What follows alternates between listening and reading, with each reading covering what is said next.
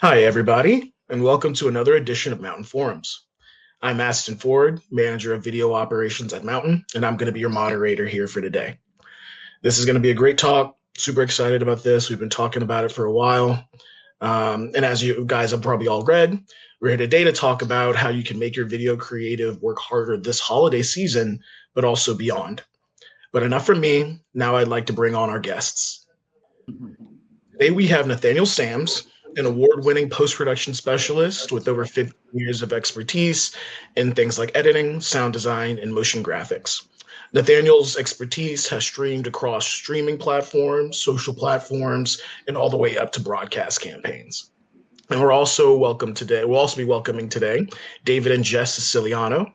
They're the co-founders of Savvy Studios. David and Jess bring agency-honed expertise from VaynerMedia, Warner Media, and beyond to a smarter, faster model of content production. David, Jess, and Nathaniel, I appreciate you guys being here with us today. I'm really excited to dive in here and start talking. But to start things off, Nathaniel, I'd love to hear from you first. Can you tell us, and then you, David and Jess, but can you tell us a little bit about yourselves, what kind of work you do in your background? Absolutely. First off, thanks for having me. So excited to be a part of the forum. I am a post-production specialist based in Los Angeles, California. I've had a breadth of experience working in the CTV space, the broadcast space, the social space, and I, will say my specialties are all things audio, sound design, and I've had great opportunity to work with so many different types of clients and types of IPs, and really happy to be here. Awesome. Glad you're here. David and Jess, can we hear from you? Yeah. Hey, thanks for asking us to join you guys. You said a lot of it. We started in the agency world, and it was kind of we got passed around by all these different big agencies, and then they kept buying each other and spitting out new versions of each other. And at a certain point, we'd seen enough. It was very expensive, extremely bloated, slow, lots of unused assets. And we kind of thought, I think we can bring the same quality of process and creative, but root it in the strategy and the sales goals, as opposed to just some very cool, expensive idea. So Savvy Studios was born, and we've been having a good time. We have, yeah. Awesome. And I think this is a great makeup, Mountain works with and QuickFrame work with video pros of all types. So I love that, we have someone that's focused on the post-production aspect, and then David and Jess, you guys are, more of the full service package. So I really think that we're going to get some great perspectives here. So thank you for joining. But before we get into the meat of the questions, and David and Jess, I'll start with some fun ones for you guys. Can you share what you're currently streaming right now? And then Nathaniel would love to hear. What's it called? The Day of the Jackal? Yes. Okay. It's just Jackal. Jackal with Eddie Redmayne. It's like it's like in the girl who's the 007 in the last 007. Yes. Like takes over when he's We like detective. Detective kind of who did it. Dark and moody stuff. So it's just called the Jackal. Yeah, probably to counteract all the commercials we made. He's an assassin, and then the British MI5 is trying to hunt him down and find out who he is. Got you. Okay, well, I've been watching Blacklist, so I'm kind of. Yes, I love Blacklist. I've watched all the Blacklist. But yeah, we just finished. We did Bosch, and then we did Ballad. Yeah, I don't know how to say it. Ballad. All detectives. Okay. Cool. Nathaniel, what about you? Let's see. The thing I just finished The Pit on HBO Max. Super good show. It kind of takes place in real time. Like, I think there's 15 episodes, and every episode is an hour, so it takes place over one shift in the hospital. And honestly, I end my night every night by streaming Bob Ross painting. It's just very calming and relaxing. So I would say that's on a constant streaming basis for me. Yeah, soothe the mind a little bit. Yes. Okay, and I got one more. If you could join any reality TV or competition, what would that be? Nathaniel, I'd love to start with you on this one. I don't watch a ton of reality, but the reality that I do watch, I was like, well, that's the obvious choice. I think I would be on the Great British Bake Off. Nice. Maybe as the co-host, because I'm not much of a baker, so maybe just I'll be the co-host that gets to go around and taste all the treats and do that. I think that's the closest reality show I'd be on. Okay, love it. Yeah, making something sweet. What about you, David and Jess? I feel like Survivor. I would Oh, love to be that's a mine right Survivor. there. I'm Oh totally yeah. with you. Yeah. Uh-huh. I love a little bit of competition. See, I was gonna say Amazing Race, so we could do it together. Oh, Yeah, sorry. But I see how it is. No, I'm a lone wolf. Yeah. Yeah, I'm actually doing a cabin trip with some friends later, and we're doing like Survivor style games. So we're gonna So set it all cool. up. Yeah, it's gonna be really fun. That's awesome. Okay, cool. Well, now before we kick off the conversation, for everybody out there, I just wanted to let you know that we'll have time for a Q&A at the end of today's session. So if you have any questions for David, Jess, and Nathaniel, please drop them in the Q&A chat that you see on your screen. So we'll have plenty of time to address that stuff. So as you have them, just drop them in there, and we'll be sure to get to them. But I say let's go ahead and get started, y'all. Let's get to the meat and potatoes of the situation. So to start off, David and Jess, and I'd love, so we'll kind of switch back and forth with who's going to be answering these questions first, but would love to hear from all three of you as we go through. But David and Jess, to start off with you all, what are some key elements that every CTV ad needs? We get a lot of questions from a lot of marketers interested in understanding what will really optimize their content for a CTV ad placement. So what do you see as being some of those main staples? I'd definitely say, get the product in there straight away. How many seconds do you usually say? Yeah, 3 to 5 seconds, somewhere in the first 3 to 5, I would say. At least get the branding in there. Yeah, and if it is a product, to definitely get that there as soon as possible. And then a hook is important, but not a meta hook, because no one can scroll past it. They're watching. So you can kind of play with different kinds of hooks, like something that tugs a little bit more emotionally, or is just Humor. More human or funny. Yeah. We have an example for this from National University. The hook on this ad is the bachelor spot is really obvious what the hook is, and then the branding's right away. And then now we know what we're talking about, and we've engaged the audience, and we can talk about, I'd say, a feature of the product or service at least, and then tie it with a story, because no one wants to be pitched for 30 seconds. So make sure there's something fun happening. Yeah, and then there's the nuts and bolts, like the URL at the bottom, logo on the screen, voiceover or dialogue throughout, in case someone's making popcorn. Yeah, you can still hear it throughout the house, because it's not skippable. So you'll still hear it if you're going and cooking up a snack in the kitchen. So you've got to make sure that you're saying things that people will hear. Yeah. We have an example of this if we want to share it. National University. That's when he pursued his bachelor's degree. Thanks to NU's 4-week courses with monthly starts, free tutoring, and accredited online and hybrid options, he was able to put in the work and still make time for belly rubs. And now, he's ready for what's next. How do I look? Yeah, that's my guy. Smart, loyal, and throws a mean tennis ball. National University. Learn more at nu.edu. Awesome. So that's a great example of both things that you mentioned. Yeah, get in there, have that branding moment early on, play with heartstrings, pull people in. Awesome. Nathaniel, what about you? Yeah, there's not much to argue with there. I think that covers a lot of it.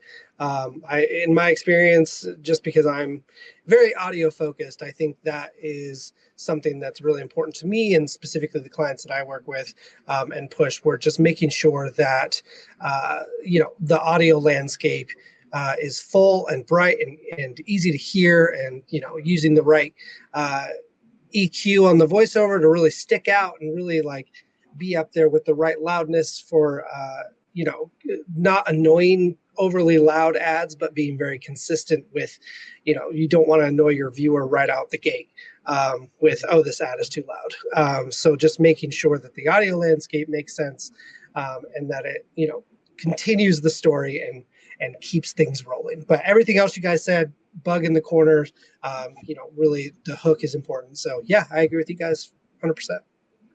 Yeah, and it's nice when we're designing for sound on platforms, right? It's very different compared to when you're designing for sound off, because you can also use that hook that is like an audible description of what's happening and what the offer is, and what you're actually pushing users to do. 100%. And especially if you can activate, there's some really great brands out there, like State Farm is a good example, or even NBC, where they have these audio stingers that you immediately know what world you're in. So yeah, designing for sound on, I think, is really a great thing to do. Yeah, and we know oftentimes as soon as those commercials up, people are on their phones anyway. So you got yeah, exactly. Okay, cool. And then Nathaniel, I'd love to start off with you for this next one. So at Mountain, we see some pretty cool stats, right? 97% of our customers are first-time advertisers, which is really telling about the democratization of CTV. Now these smaller players have access to things that in the past only the larger players had. So what would your advice be to anyone making CTV creative for the very first time? Yeah, the thing that comes to mind is don't be scared of vertical footage. I know it's strange it can be weird in a TV space where you're like, well, that's not vertical. And so there's so many different creative ways that you can utilize vertical footage in the TV space. And I think that like, if you don't have any assets, there's very creative ways to work around that. And so don't be intimidated by not having assets. Like that is something that we can play with and adjust and make effective CTV ads. So that would just be my advice, is don't be scared of vertical video. Yeah, we've seen examples of vertical video that's used in very creative ways. I mean, the post-production, and also we talk about, repurposing creative. It's a great way to repurpose, vertical footage. You can edit it together to make awesome CTV ready spots. So totally echo, a very similar sentiment.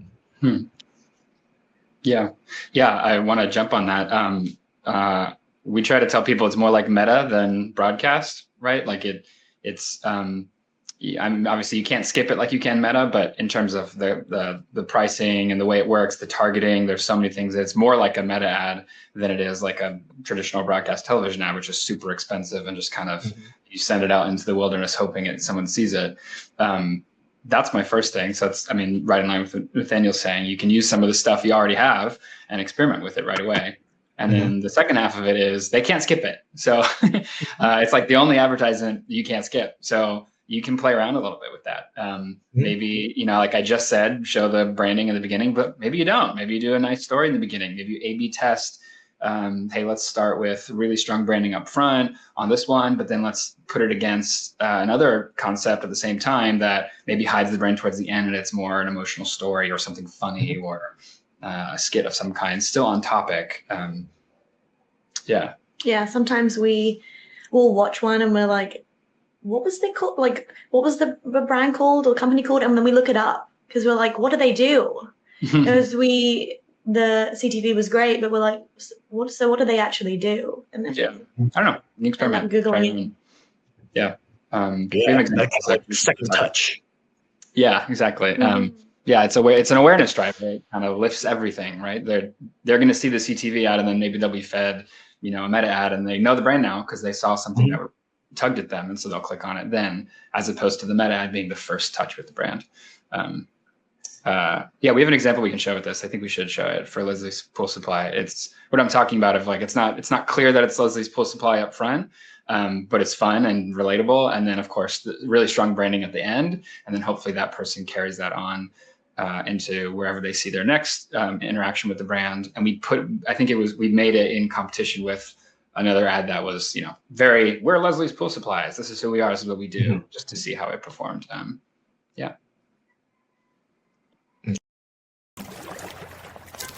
All right, kids, let's get your swimsuits on. There's Derek again with his perfect pool. Oh, hey, Peter. Oh, hey, Derek. Hey, man. You any good with these things? No, I actually go to Leslie's where I can get a free inspection and repair. Yeah, totally. Leslie's Pool Supplies. Can I help you, sir? Yes. Love it. That's great. Okay, cool. Yeah, so I'm hearing a couple of different things, right? So as a new marketer, you don't always need to shoot new content, right? You can repurpose existing vertical content in creative ways to run on CTV. You can mess around because another thing that's cool about Mountain's platform specifically is that it is a performance channel. So you do have the ability to test, get assets out there, and double down on what works, right? Yeah, and you can mess around with things like humor. What was your favorite part of that shoot? With that seems like it was a fun one. How's the concepting? What was your favorite part? And my favorite part was going to the first location, which is the pool that sucks, and watching our art director or our department pour the solution that makes the pool bright fluorescent green into this beautiful pool and being like, oh, will it come out? That was my favorite part, and watching it, putting leaves in it and everything like that, and the owner coming out being like, Looks great, guys. Looks great, guys. It was all clean. Nothing was damaged. It was all good. It was really fun, and also the robot vacuum pool cleaner, like that's on a string being pulled by me. Yeah. Gotcha. I was also wondering about that. They were funny takes. There were some funny takes. Sorry, yeah. That's cool. Yeah, and it's nice for brands to We love having client there on set to kind of play and see how it all comes together, and being part of it. Awesome. Okay, cool. Yeah, and we love creative concepts, man. It's really fun to be able to see something that isn't just like everything else, right? Okay, let's keep it trucking. So next question. An essential part of CTV strategy, as we know, and kind of what we've already been touching on lightly, is having enough creative. So oftentimes we see marketers requesting multiple versions of assets for different campaigns. So when you're in a situation like this and you know that a customer is wanting multiple versions of assets because they are advertising on a performance channel like CTV backed by Mountain, or even something for other platforms, how do you manage production days when a customer wants to make multiple versions of the assets? Are there things that you do to ensure you're capturing all the footage that you need? Dave and Jess would love to hear from you guys. Yeah, totally. We always start our conversations with strategy first. So what are our goals? What are we trying to do? Are there any tentpole events or markers that you have in the works? Are there other campaigns going on? So that as we're talking, we can say, well, you have something coming up in February, it's December. Or it's October, should we, be making something for the new year as well, or an alt that isn't necessarily holiday themed so that it can continue on if it performs well. An evergreen. Yeah, an evergreen version. So trying to think ahead of time of what are the uses? Where's this going? Who's seeing it? Why? Those are the really important questions that inform the process, number one. And then, number two, it's then making sure we plan for it. So, okay, hey, this is the Christmas tree ending, but let's do a version without the Christmas tree. And while we're there, like, should we get some photos? Should we get some B-roll of the product? What are other assets that they've said that they need or are coming up, so that when we are done, we're handing them the finished deliverables, but we have a ton of material ready to go for whatever else they need to make. So that one shoot can become an engine for the quarter or maybe the year. Yeah, I'd say asking lots of questions upfront in pre-production is what we make sure that we do for each project. Because all it takes is to say, what's your strategy with this? Or what are you planning next year? Or for them to be like, oh, yeah, we could actually shoot that too. Or could be a part of the shoot day. Yeah. Cool. And are you seeing that customers are pretty receptive to piling, onto one shoot? And you're able to do these all in one shoot day still, right? It depends. Yeah, it depends on the concepts. I mean, that dog one, for example, was like a half day. That dog was amazing. We planned for a full day just in case, but it was a half day. So we were able to take photos on set. I know they're using some matching photos for their meta ads and their banners, and it's kind of a coordinated campaign that way. So, so yeah, I mean, we can. It really, especially if we're planning for it, then we can do that all on a shoot day and work efficiently and keep things moving. It doesn't have to be slow and bloated. Like I said, we come from that world. So yeah. Yes, exactly. You guys usually, yeah. And usually, you know, when we rent a location for the shoot, there's other rooms that we can utilize, other spaces that we can use to make it look different space if needed. Yeah.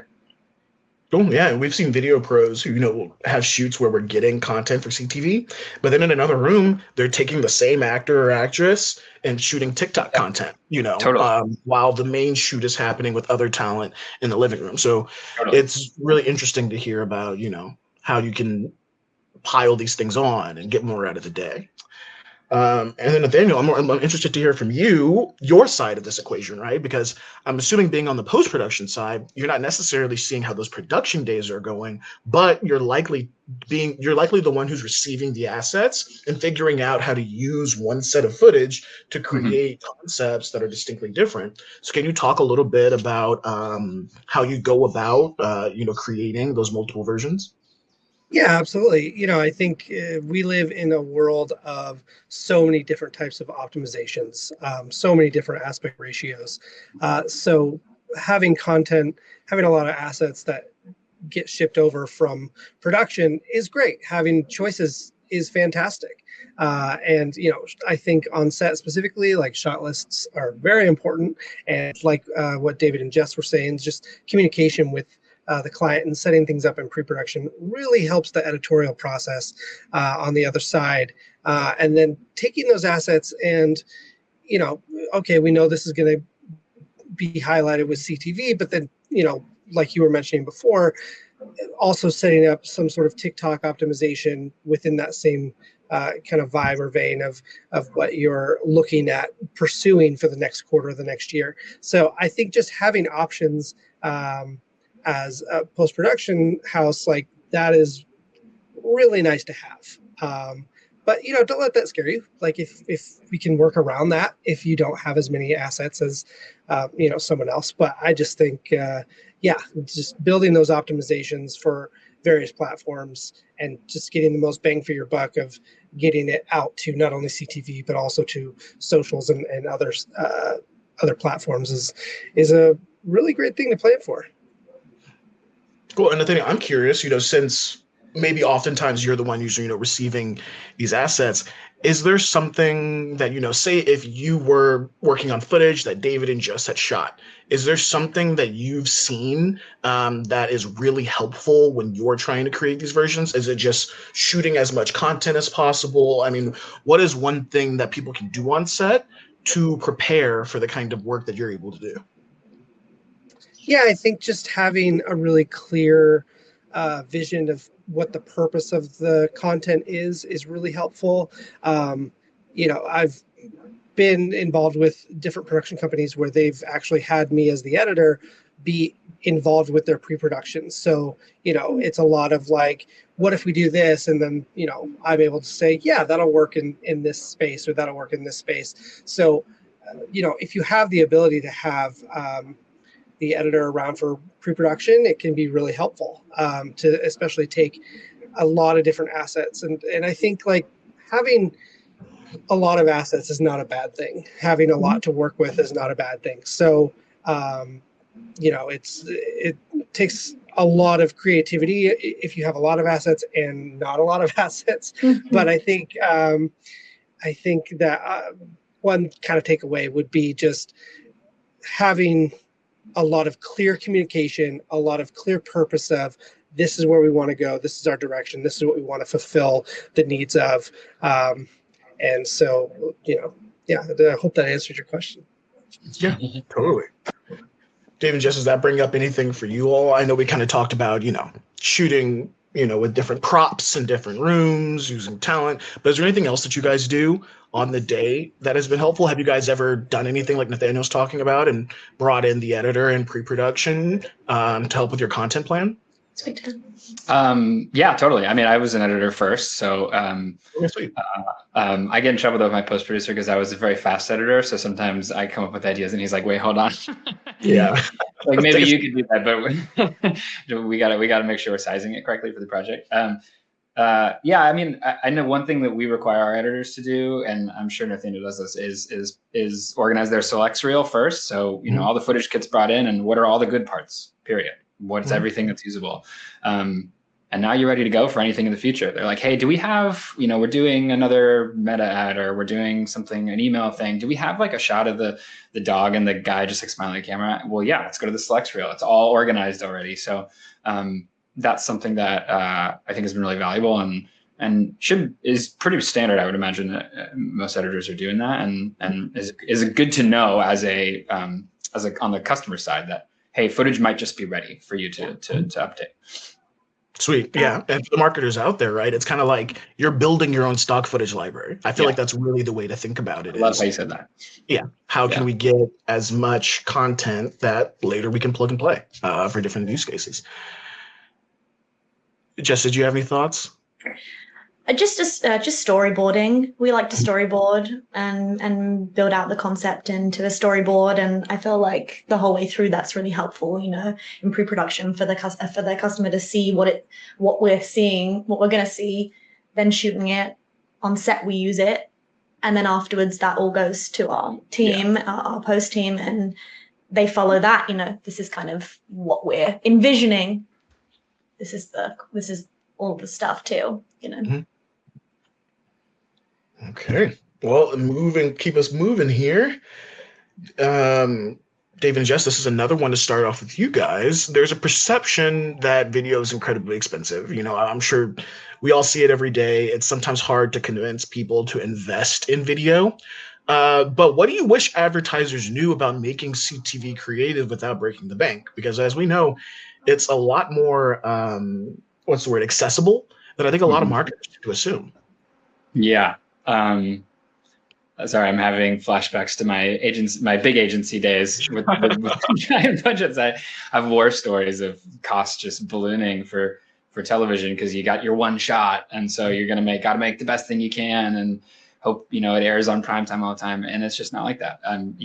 I think our very first mountain project was for a regional bank in North Carolina, and they specifically wanted to target manufacturers and construction workers because that was a big audience for them. So we made a CTV campaign that was just for that.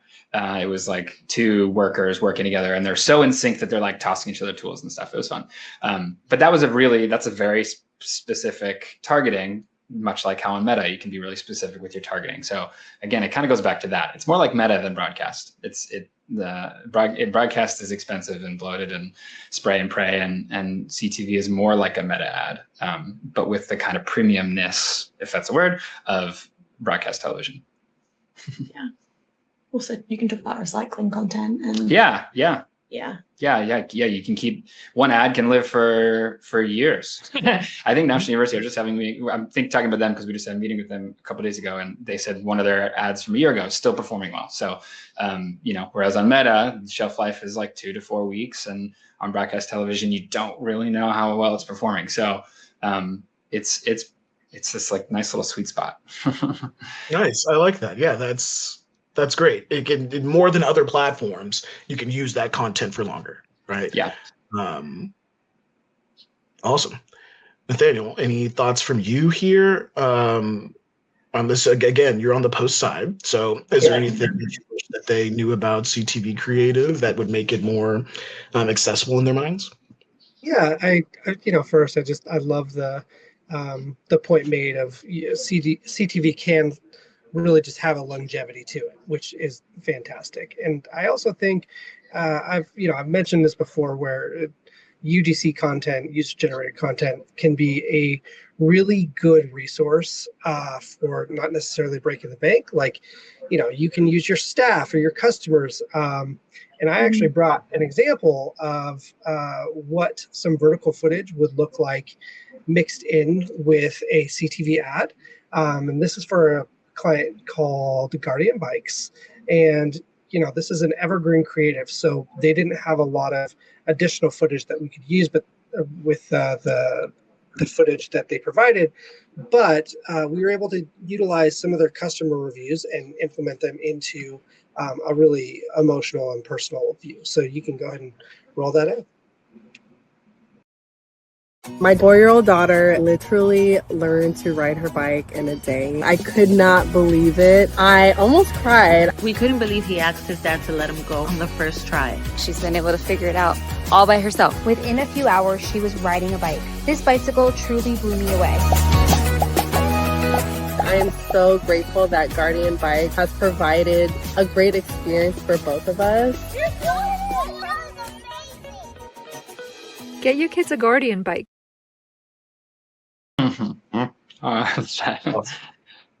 Yeah, so they had a lot of really cute footage of kids, and I mean there was mounds of footage that I didn't end up using, but that was just, it's so fun. It was a really inexpensive way for them to create a creative for CTV that incorporated that UGC footage. Totally. Yeah, it's a great example of if you have creative on hand, with the right person that you're working with as a creative partner, you can repurpose those assets to run on the big screen. Absolutely. Yeah, and I love the text treatment and everything, because I feel like that's another thing that people miss out on is they're only thinking about the actual video they have, not the treatment that can be paired with that video to create something new, right? So I think that's a big value of working with someone like the three of you all, is that you can bring that expertise and kind of breathe that life into existing creative, because you guys kind of been there, done that. Yeah, absolutely. Okay. And at this point, I would just like to remind that if we have any questions that are coming up from the audience, you can drop them into the Q&A chat. We have some more questions to get through for David, Jess, and Nathaniel, but we'll be getting to answering those questions very shortly. All right, Nathaniel, this next one, we're going to start off with you again. Let's get into the holidays. I know that our marketers out there are antsy. We're getting into that time period. So since the holidays are just around the corner, what do you think makes an effective seasonal ad? Are there seasonal ads that come to mind and being particularly effective in past years? Absolutely. I think for me, just as an audio person walking through the world, hearing the world more than seeing the world, the ads that really stick out to me, the Hershey ad with the bells, where and it's been going on for decades, every year, and you hear those bells, and you don't even have to be looking at the screen, you know exactly what ad that is. And I think the most dramatic update that we all saw was going from a 4.3 to a 16.9, and we were like, whoa, they changed everything. But yeah, so for me, I the audio landscape specifically is a really great way to incorporate festive holiday experiences with sound design. We utilize fireplace sounds or bells or family laughter. Like, you really invoke those emotions utilizing sound effects, and then we implement in some music behind there.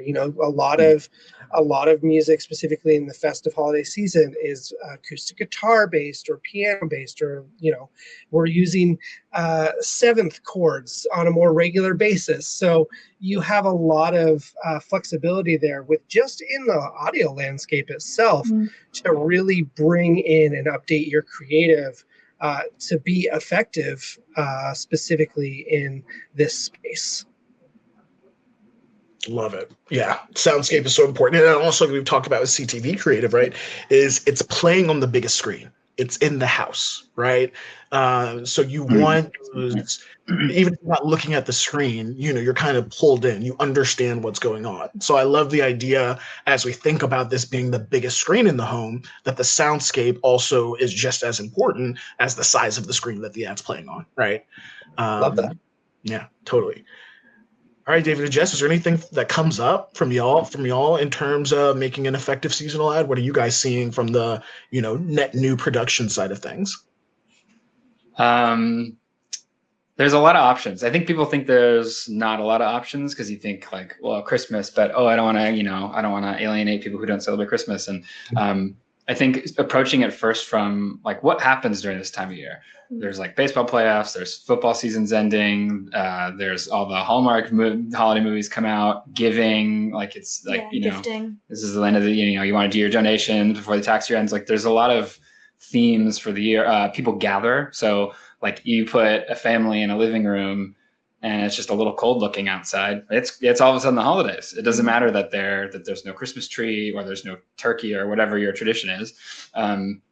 And I think that's kind of the first step of, for at least for our process is what are people doing? What are they consuming? What are they thinking about? What kind of like, where are they? Emotionally, metaphysically, whatever. And starting from there, as opposed to like, can we get Santa Claus in here? Yeah,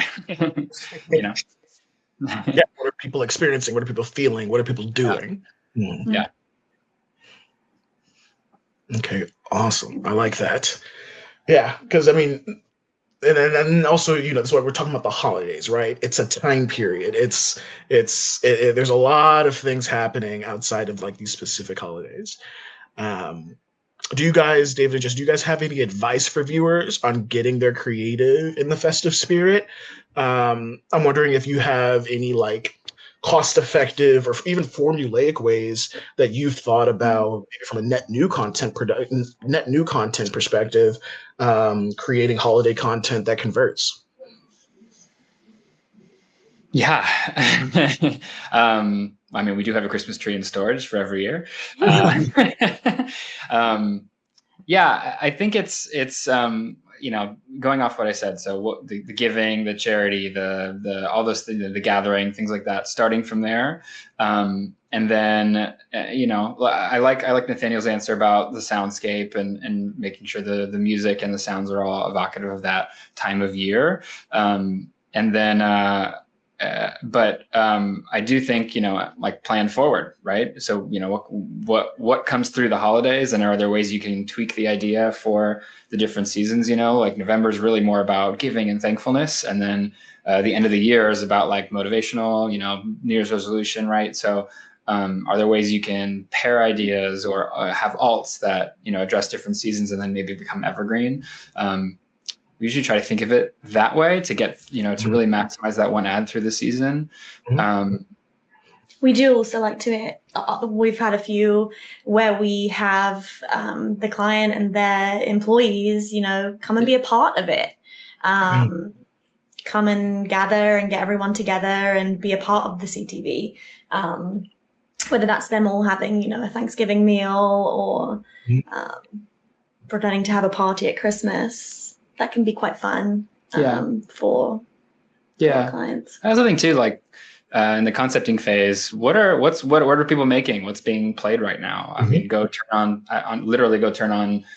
Monday Night Football and just see what plays. And then go turn on something completely different, see what plays, just to kind of see like what's happening right now. Because, every brand takes the big swing and kind of sets a tone, and it is a really interesting time of year for ads and commercials. So, and you're playing in that space, right? Like Geico might come and do a CTV ad, even though they made it for broadcast, but then they're going to show a regional ad afterwards. So you're right after it. What are you going to do? What are you going to do next to Geico? So yes.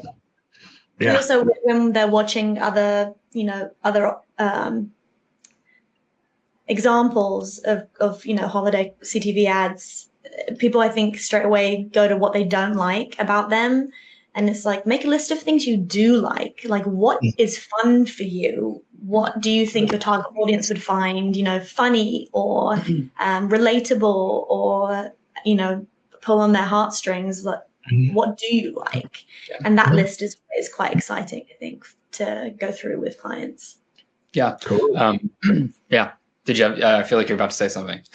Well, I was just going to say, it's like a whole different way of looking at brand identity. Right. Yeah. We're saying, here's who you are throughout the rest of the year, but then how do you plug into these specific sentiments that are coming up around this time? Yeah. And then, thinking also from like a cost-effective perspective, that's where also, we can pull on existing assets from the rest of the year. I mean, sometimes you might only need to shoot a couple of scenes, right, that you can mix in with other existing assets that can create, well, Nathaniel, I'll punt to you after this, but, with the right soundscape, evergreen content with a couple of new scenes mixed in with the right soundscape can be an ad that feels like it was totally created for the holiday season, right? So, yeah, I hear you. Then Nathaniel, so actually, yeah, can you tell us more about how you use updates to the audio of already created ads to make them holiday focused? I know I just kind of touched on that a little bit, but I'm interested to see from your perspective, what the audio soundscapes look like. Yeah, for sure. I actually I brought an example for this. I worked on a ad for Vetco, and so what we did was we made an evergreen ad, which I can show you right now, and then I can tell you how we updated it to make it work for the holidays.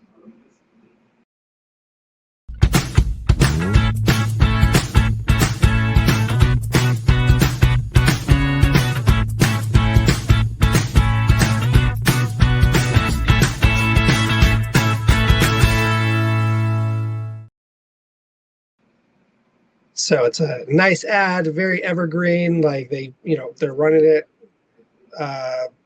They're kind of doing a full slew of running it on CTV and socials. And so basically we took that idea and we didn't change anything from the edit. The edit is exactly the same. The copy is exactly the same. What we did do is we added a little extra graphics. So we put some snow graphics in that bar at the top to immediately evoke the festive experience. And then since I am an audio focused person, I actually wrote a song using only barks from. I wrote a song using only barking dogs, and I used the theme of Jingle Bells, and I called it Jingle Barks. And so that goes over the ad, so they can roll that, and you'll see that those are the main differences.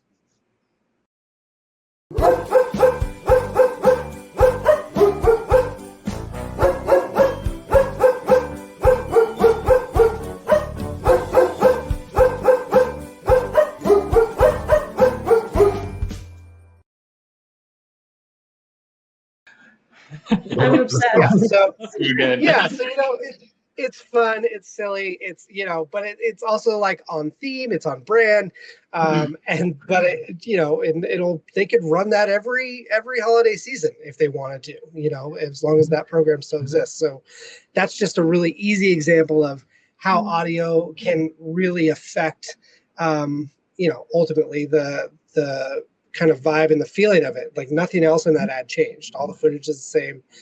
The copy's all the same. But, it invokes a little joy just because you're like, oh, dogs are barking Jingle Bells. That's interesting. So yeah, that's those are my 2 cents there. Okay. Awesome, man. I love it. We love how those little changes can really make a difference, right? I mean, I'm always, when we start talking about this, I'm always impressed by the level of options that there really are, right? A good library of footage, can carry you for quite some time if it's thought about properly. And then, okay, let's keep it going. So holiday timelines are notoriously tight. David and Jess, to start with you, how do you balance the need to move fast with the need to maintain creative quality that actually performs, especially if we're looking at the holiday season? Totally. I feel like limitations breed creativity, and this is one of my favorite times of the year because everyone's like, oh, shoot, holidays, we got to make something. And I would encourage every brand and customer to not sit on it, even if they think it's too late, because you never know. I have an example for this in the spirit of sharing more holiday content. This is a very simple concept. Took very small crew, really small shoot, took 1 day, and we got to play with it a ton. And we were able to make, this is for books, we were able to make alternatives for Mother's Day, Valentine's Day, evergreen version, and a very short timeline because it was such a simple idea. We should take a look at it.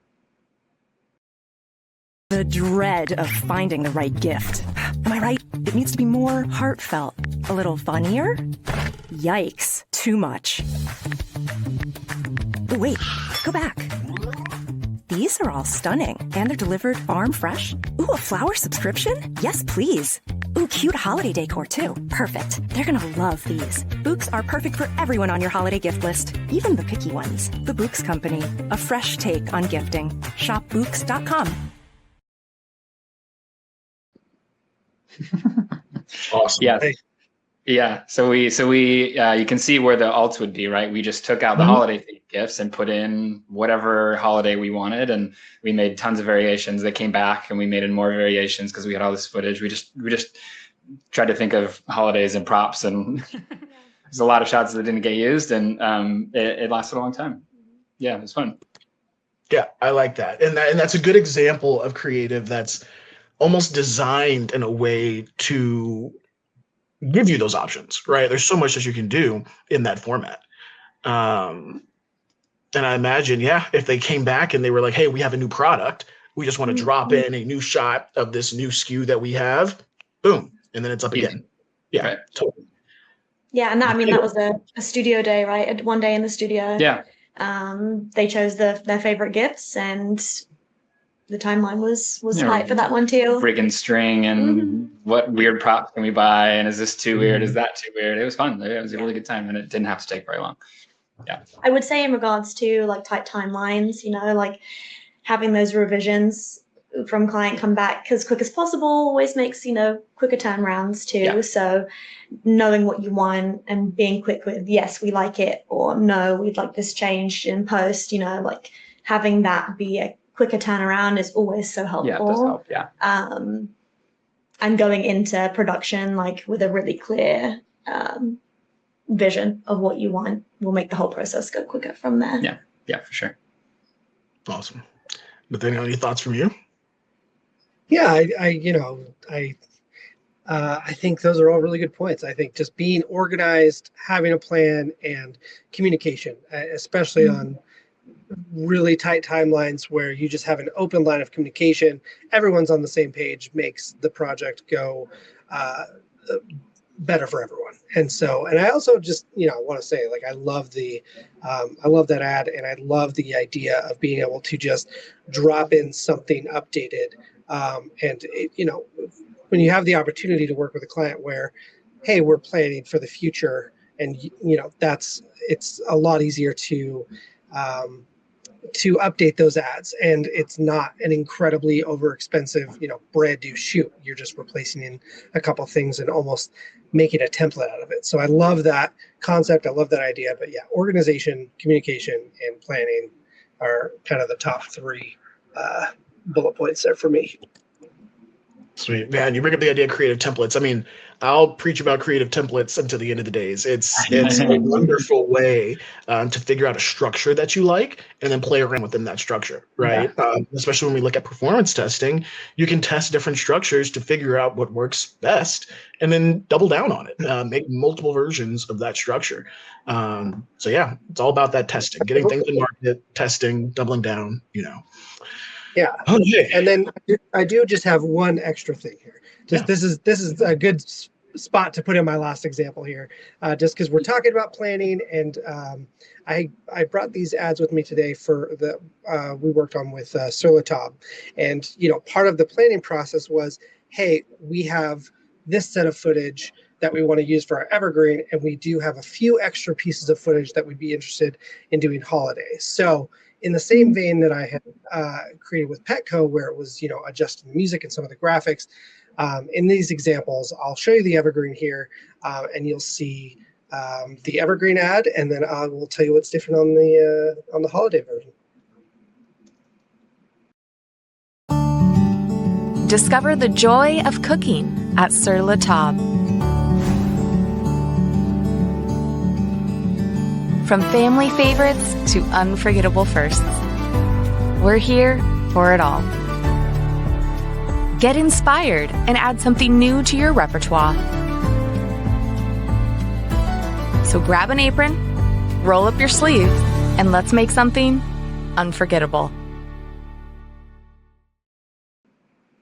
So what's nice about that ad is it's already a very family focused, very wholesome. And so taking that and having the idea and the plan with them of like, okay, let's switch up the music. They wanted to make something that was festive, especially going into the New Year's holidays. So they were like, we want it to feel fresh. People are going to be really focused on, diet or health. And so like, come cook with us. Like, so utilizing that in a holiday sense and just planning that ahead of time and really being organized about it.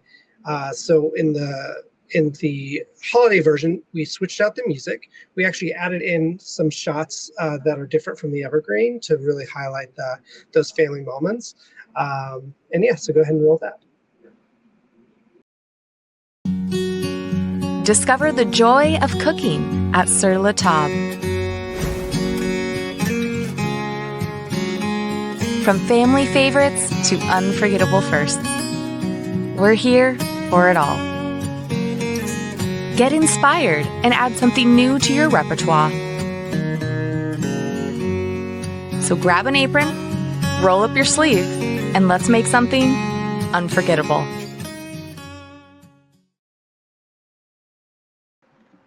So we were able to just change that end card to something a little bit more holiday focused. We actually didn't end up having to adjust the voiceover. The voiceover artist already had a really nice warm tone that worked really well. Immediately, it's funny rewatching that. I'm like, oh, I've like immediately felt warm just because of the music. I was like, oh, All Things Time, I love that song. And so that is something that I think helped because we planned for that in the beginning and we had a target of how we wanted to accomplish that. We were able to easily take already existing assets and push them into a new creative that they were able to, get a lot of really like high performance out of. Awesome. Okay. Well, I hope that this has been helpful. Thank you so much, David, Jess, and Nathaniel, for giving us a lot of food for thought on the creative for the holidays and creative in general. I hope everybody watching has some actionable strategies or at least some potent talking points that you can share back with your team. Now, let's get started with our Q&A. So we do have some questions for the audience, so I'll go ahead and jump right in. And David, Jess, and Nathaniel, please feel free to jump in as you guys see fit. So one of our questioners asks, what is your favorite holiday tweak to make something more festive? So I think they want to hear, what's one thing that I could be doing to my assets right now that automatically will give it that festive feel? Number one. I think my answer is, go for it. No, you go. I defer to you, Mr. Gentleman. Okay. I was going to say, I think the thing that I keep saying through this forum is, for me, it's just music, sound design, and that is just the easiest tweak to just punch in the holiday and just immediately hit that emotional tone. Yeah, that'd be my number one too. So I'm going to say something different would be to show multiple generations in a shot. So to show like grandpa, dad, and a kid. Like to me, that is holidays. And I think that's a really simple tweak to make something feel festive. Yeah. Yeah. Okay, cool. Hope everybody took some notes there. Jess, did you have any thoughts? I'd say like color of clothing, like I noticed in that the ad that you just showed, Nathaniel, like they're wearing red in the festive one. There's some red in there. There's greens, like things that make you think, the kind of colors that make you think of the festive season, trees and, cooler colors.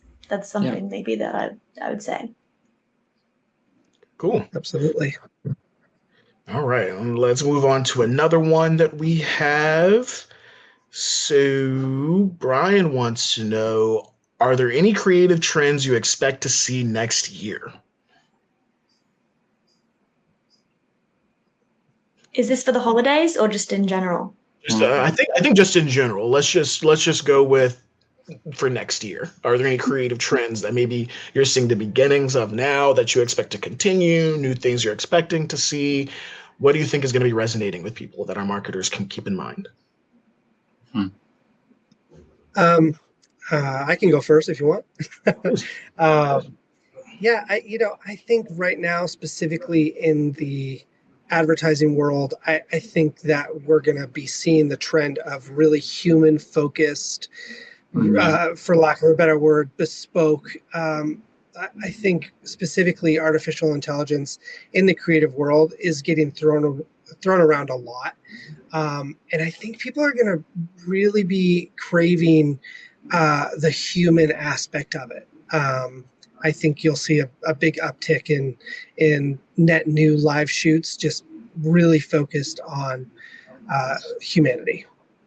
Yeah, I agree. We talk about this internally a lot, and we have an SEO friend that has some experience that Google's starting to filter out some of the AI written blogs. I don't know if that's true or not, but I definitely think regardless or not it's true, it's how the customer feels. Is that like, is this real or not? And when something's real, it has that je ne sais quoi.